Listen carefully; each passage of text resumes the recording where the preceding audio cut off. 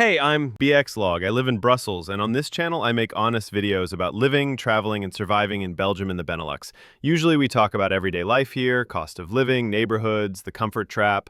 But today I want to zoom out and explain why Brussels matters so much. If you've ever wondered, why is everything in Brussels, this video is for you. To answer that, we need to go back to the years after World War II, and to a Belgium that was almost breaking apart.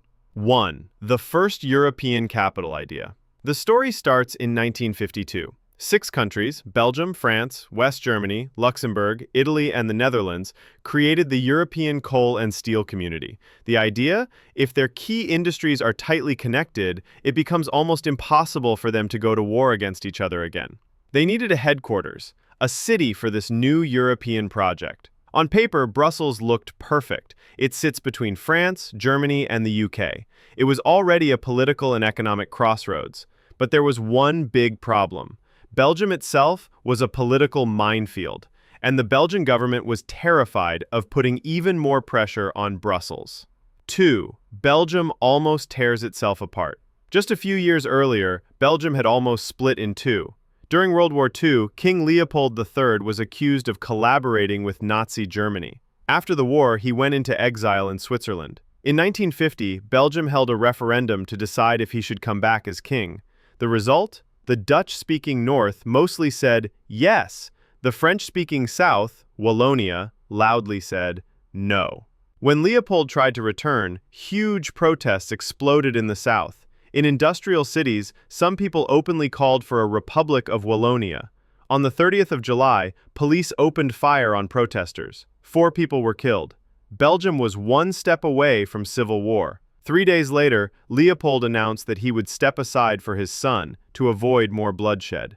Officially, the crisis was solved, but Belgian politicians were still in shock. In that context, turning Brussels into the political center of a new European project felt dangerous. So when people suggested Brussels as the seat of the coal and steel community, the Belgian foreign minister pushed back. Belgium wanted Europe. It just wasn't sure it could survive being capital of Europe on top of its own internal drama. 3. Luxembourg, the safe choice. Other options appeared. Some suggested Liège, a big industrial city in Wallonia, but no major government truly supported it. Liège was too tied to Belgium's internal conflicts. The 6 countries couldn't agree, so they did what Europeans do when they can't agree. They chose a compromise. Luxembourg, small, quiet, politically safe. Luxembourg became the temporary seat of the coal and steel community. That temporary choice opened the door for Brussels later without anyone realizing it. 4. Rome Treaty, Europe gets bigger. Jump to 1957. The European project grows. The Treaty of Rome creates the European Economic Community, EEC, and Euratom for nuclear energy. More institutions, more officials, more work. Luxembourg is simply too small for all of this. Again, the question, where should the main European institutions sit? Now the big countries start fighting. France wants Strasbourg. Italy wants Rome. West Germany wants Bonn. Belgium and the Benelux countries quietly push for Brussels. They argue for months. Still no agreement. By early 1958, the treaties are in force. The institutions exist. People are hired. There's just one small problem. They have no building. Europe has a government, but no office. So the 6 countries invent a trick. They decide that the presidency of the community will rotate between them. And alphabetically, the first country is Belgium. 5. Brussels accidentally becomes the center. With the rotating presidency, Belgium suddenly has leverage. This time, Brussels says yes. The Belgian government offers large office buildings in the city near one of the parks. The European Economic Community moves in. It was supposed to be practical, maybe temporary, but once thousands of officials and their families settled in Brussels, moving everything to another city became extremely difficult and expensive.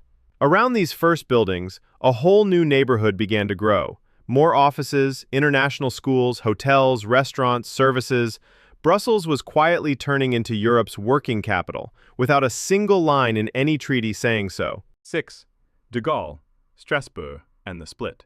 In the same year, Charles de Gaulle came to power in France. He did not love the idea of Brussels as Europe's center. France pushed hard for Strasbourg to become the main capital, but reality was already ahead of politics. Too many people were living in Brussels. Too many buildings were built. Too many habits and networks were locked into the city. So they did what Europe does best, another compromise. Strasbourg became the official seat of the European Parliament.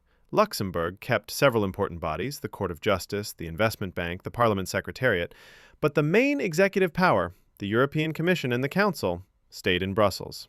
In 1965, the merger treaty combined the executives of the Coal and Steel Community, the EEC, and Euratom into one European Commission, with one Council of Ministers. Their base? Of course, Brussels. Many historians see this merger as the real birth of what we now call the European Union.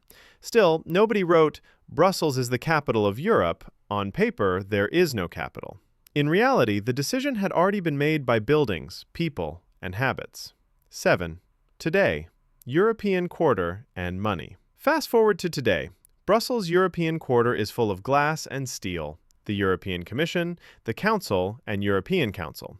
Major parts of the Parliament, hundreds of lobby groups, NGOs, and think tanks. And just outside the city, NATO headquarters. Tens of thousands of people work directly for EU institutions in Brussels. Many more work around them. Lawyers, consultants, translators, lobbyists, hotel staff, security, media. For Brussels, this is not just politics. It's big business. International institutions and the ecosystem around them bring in billions of euros to the city every year. Roughly, a big chunk of Brussels' GDP and a huge share of its jobs are now directly or indirectly linked to Europe and to NATO. Without them, Brussels would be just another mid-sized European city. With them, it became a political and economic heavyweight. 8. The dark side. Spies everywhere. But putting this much power in one place has a dark side. Brussels is now one of the biggest spy hubs in the world. Think about it. EU laws can move hundreds of billions of euros. NATO meetings decide military strategy. Trade secrets, diplomatic cables, confidential negotiations all flow through this city. During the Cold War, Brussels was already crawling with KGB agents and Western intelligence. Some diplomats were actually spies. Some journalists were not really journalists.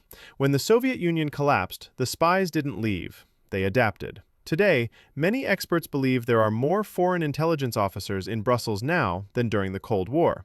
Russia, China, the US, the UK all have strong interests here. So, while tourists take pictures on Grand Place, a few kilometers away, people are quietly playing a very different game. 9. Conclusion. Why Brussels? So, why did Brussels become the capital of Europe? Not because of a single grand vision, but because of geography. In the middle of Western Europe, timing, being ready when Europe needed space, politics, big countries blocking each other's favorite cities, inertia.